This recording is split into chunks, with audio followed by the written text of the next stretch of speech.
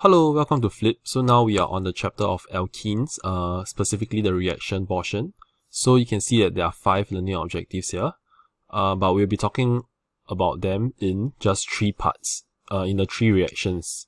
First, we'll begin with combustion. Okay, combustion is the same as alkenes, if you recall. Okay, there are 2 parts to it, remember. First one being complete combustion, which means there's abundance of oxygen, remember? Okay. Second one, it's incomplete combustion, which means that there is a lack of oxygen. Okay, and they give 2 different products. First one, it actually gives only carbon dioxide and water. Okay, second one, it gives carbon monoxide and water. Okay, it also gives off carbon and carbon dioxide in various amounts. Okay. And in the alkenes portion, we talk about their formulas, remember? Okay, so you have to go check it out if you've forgotten. Okay, but basically, let me just give you an example using complete combustion. Okay, for example, we can have a C4H8. Okay, this is a butene, remember? Because there are 4 carbons here with 6 oxygen units, giving me 4 carbon dioxide with 4 water. Okay, so there is a butene, an example with butene in complete combustion. Okay, you can go check it out regarding the incomplete combustion in our alkanes video. Okay, now let's move on to the fun part, which is the addition reactions. Okay, in alkene, this is very interesting because this only happens for alkenes. Okay, alkenes looks like this, right? They have this double bond here. This double bond here, if we were to redraw it, okay, in terms of electrons, it actually looks like this, right? Okay, we just keeping this. It actually looks like this. Correct? Two electrons belonging to the first carbon and 2 electrons belonging to the second carbon. Am I right? So, and this forms 2 electrons form a bond, 2 electrons form a bond. That's why there are 4 electrons here in double bond. But I can always, what can I do? I can always shift this bond, shift this electron away, and shift this electron away, such that it now forms another bond here, and this one, the previous electron here, forms another bond here. So now you can see that I've broken them up into the double bond. It has now essentially become a single bond, and the remaining the bond that has been broken, it's now formed into two new bonds. Okay, and this is what we'll be covering here. Okay, what we'll be substituting these 2 areas with. Okay, it may be confusing now, but let me just show you an example, and maybe you'll get better from there. Okay, but basically, addition reaction is just to add across the double bond. Okay. Let's give you an example with hydrogenation. So as the name suggests, hydrogenation, it's really just to add hydrogen. The 2 conditions are 200 degrees Celsius and with a nickel catalyst. Okay, so a catalyst is something that to increase the rate of reaction, so makes the reaction go faster. Okay, let me just give you the drawing. So this is our ethene molecule with hydrogen, am I right? Okay, this hydrogen will be needed with a nickel catalyst, giving us, okay, the same thing, but now with 2 more hydrogen atoms. Okay, where did these 2 come from? It is from here actually. Okay, so it's these 2. This remains the same to here, but now the H's have added inside them. So how it looks like is like that. Okay, this one, they have both gone into the carbon. And this bond breaks to give way to them for them to come in. Okay, that's how you can visualize this molecule here. An example for this reaction, okay, this is very important. It's vegetable oil. Okay. Converting into margarine. margarine, okay, which is a solid. Okay, so using this hydrogenation method, okay, we just make it a capital H, we can convert it into margarine. Okay, this is an example of this reaction. Okay, now let's move on to hydration. So hydration also has its own criteria. It is 300 degrees Celsius with phosphoric acid catalyst. Okay, this is the catalyst in this case. Okay, and how it looks like is like this. For the drawing, we will be using ethene again, because it's the simplest alkene. Hydration means with the addition of water. Okay, it's like when you hydrate yourself after a run, after an exercise. Okay, you hydrate yourself using water, correct? So it will actually yield this product. Okay, HCH, single bond now, H, OH, two H's here. How this happens is very simple. Use glue. This H will actually go in here. So this is the H right here. Whereas for the OH, okay, it goes in to here. And that's why it appears here. Okay? It doesn't matter if you put the OH here or here. Doesn't matter. As long as it connects to the carbon behind. Okay? So then you'll be clear. Okay, so recap. It really happens because this bond right here is being broken. And now it gives space to these two to come in. Okay? And it forms this product right here. Okay, this one, it's quite simple because you just have to add these two things across into it. Okay, the last one will actually be halogenation. It's also the same concept, but now this happens in room temperature.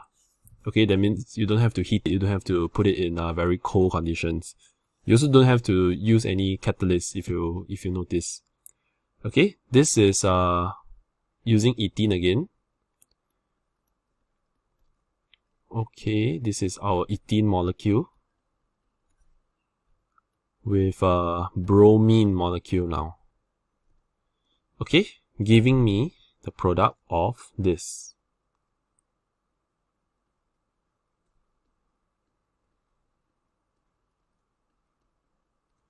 Okay, let me just finish the product and I'll explain what's going on here.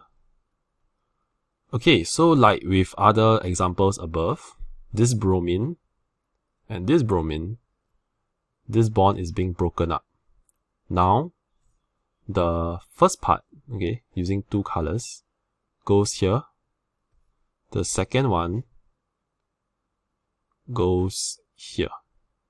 Okay, so you can see that there are now two bromine being attached to the original molecule here. Okay, it's the same thing. But now, this is a important one because this reaction serves as a test for alkene. Okay, let me just give the result first. The result is that reddish brown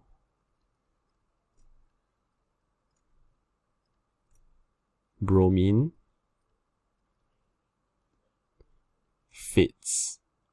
Why? Because, okay, imagine you have this reaction. Okay, it happens in maybe say this conical flask here. Okay, this guy, it's in another, maybe say a beaker. Okay, obviously it's not in the beaker, but just for example. Okay, if you add these two products together, combine them. Okay, it's not very nice. Okay, if you combine this with this, okay, you will get a product. This is the product that does not have this reddish brown color anymore. And that is because bromine in Br2, okay, as in bromine gas, Br2, like this, when they are joined together, they are reddish brown. But if you do this reaction, halogenation, you actually break them up. So when they are broken up, they do not have that color anymore. And that's why it serves as a test for alkenes, because if this happens, means that, oh, alkene is present. And that's why it does this thing to it. Okay, the reddish brown disappears. Okay, because this thing now is broken. And the color only appears when Br2 is joined. Okay, if they are not together, this color will not appear. Okay, hopefully it's clear. Now we move on to the last reaction, which is called cracking. Okay, cracking is a very interesting process because you don't, okay, the good thing is you don't have to memorize any reactions. You don't have to memorize, but you have to work out some examples. Okay, but this is the whole point of cracking, is that short hydrocarbons are in higher demand than longer ones, but less available. So we need to convert them. Basically, if I have a very, very long carbon chain, this is not useful to me. Useless. I rather make it into multiple short ones. Okay, because this one I can actually use for a jet fuel. This one maybe I can use it to power my bus. This one I can use it to cook, for example. This long one is useless. So I rather make them into 3 short ones, which is more useful for me. That's the whole point of cracking. Cracking is really just to break long chain into shorter chains. Few examples here. Okay, this is the condition, 600 degrees with aluminum oxide or silicon dioxide as the catalyst. Okay, these few reactions you don't have to memorize at all. It's just to give you an idea of what's going on. Okay, C14H30, I can actually make it into 2 units of C2H4 and 1 unit of C10H22. So you don't have to memorize any of this, okay? But an example of how the question may come out is that they will maybe leave this blank and leave this blank, correct? So you have to fill in the number here and here based on the calculation of both sides, balancing equation. Okay, that's the only part they can test you. They can also test you on like what may appear. As long as the number of carbons and hydrogens tally on both sides, then it's okay already. Okay, there's no strict formula to follow here. Okay, another one maybe, just to give you a more complete picture. C15H32 giving me 2C2H4 plus C3H6 plus C18H18. Okay, for example, and there are many more. Okay, now let's move on to this very, very small portion here. It's basically polysaturated fats and oil.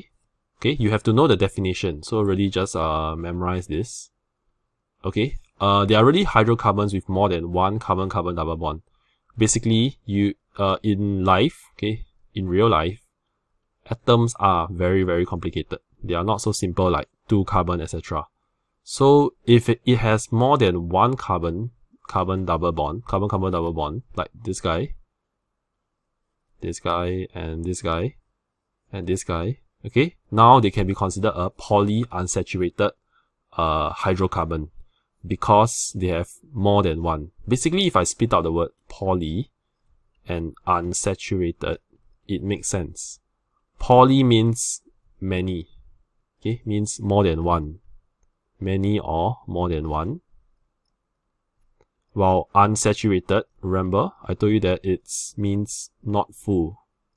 Correct? Means you can add on more stuff to it. You can break all these bonds into other things, right? You can form other new bonds now by breaking this bond between them. Okay? And that's why the term polyunsaturated means if your hydrocarbon has more than one carbon-carbon double bond. If it has only one, it's not polyunsaturated. It just means it's just unsaturated. Okay, hopefully it's clear.